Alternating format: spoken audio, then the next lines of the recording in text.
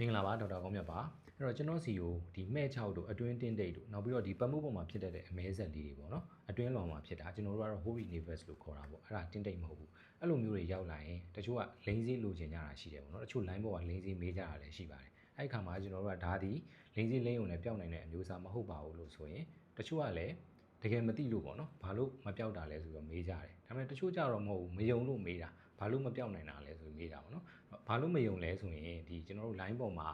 တင်းတိတ်မဲ့ကြောက်ဒီအမဲဆက်တွေကို9ရက်တစ်ပတ်နဲ့အရှင်းပြောင်းနိုင်ပါတယ်ဆိုတာတွေကရှိနေတာဟုတ်အဲ့တော့တချို့ကလည်းမယုံကြဘူးပေါ့ကျွန်တော်ကဒီစာရေးစီကဘက်ကုန်းရှင်းပြပြီးတော့ပြောတာတက်ဆိုင်ရင်တခါတည်းမြင်သာသွားမဲ့ဥပမာလေးတစ်ခုကျွန်တော်ပေးချင်ပါတယ်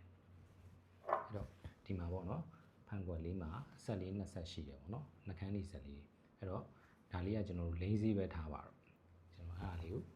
လိမ့်စေးလေးလိမ့်လိုက်မယ်ပေါ့နော်တက်သွားပြီဒါမှမပြတ်ဘယ်လိုဖြတ်မပြတ်ဘာလို့မပြတ်လဲဆိုတော့ကျွန်တော်အတွင်းမှာဖြစ်နေလို့ပေါ့နော်ကျွန်တော်အတွင်းထဲဝင်ပြီးတော့ဖြတ်မှာပဲပြတ်မယ်ပေါ့နော်အတွင်းထဲဝင်ပြီးဖြတ်မှာဖြစ်မယ်အဲ့တော့ဒါဖန်ခွက်ကျွန်တော်တို့အရေးပြားမှာကြတော့အဲ့လိုအတွင်းထဲဝင်ပြီးတော့တီရှူးနဲ့ဖြတ်ပစ်လို့ရတာမျိုးမဟုတ်ဘူးပေါ့နော်အဲ့တော့ကျွန်တော်ဘာလုပ်လို့ရလဲဆိုရင်တော့အတွင်းထိရောက်မဲ့လေဆာပစ်လို့ရတာမျိုးတွေရှိမယ်လေဆာပစ်တဲ့အခါမှာလည်းတီရှူးလေးနဲ့ဝင်တုပ်တယ်လို့မလွယ်ဘူးပေါ့ဒီလေဆာရဲ့ line တွေဒီအထဲမှာရှိတဲ့အမဲဆက်ရဲ့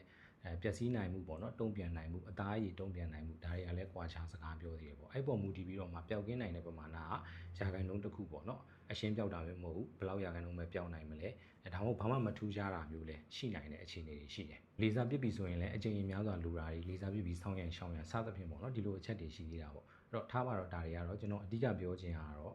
ဘာလို့ဒီလိုအတွင်းမှာနှက်တဲ့အရေပြားလွှာအောက်မှာဖြစ်နေတဲ့အမျိုးအစားတွေဒီလိန်စင်းလိန်ုံနဲ့မပြောက်ရတာလဲဆိုတာကိုမြင်သာအောင်ပြပေးတာဖြစ်ပါတယ်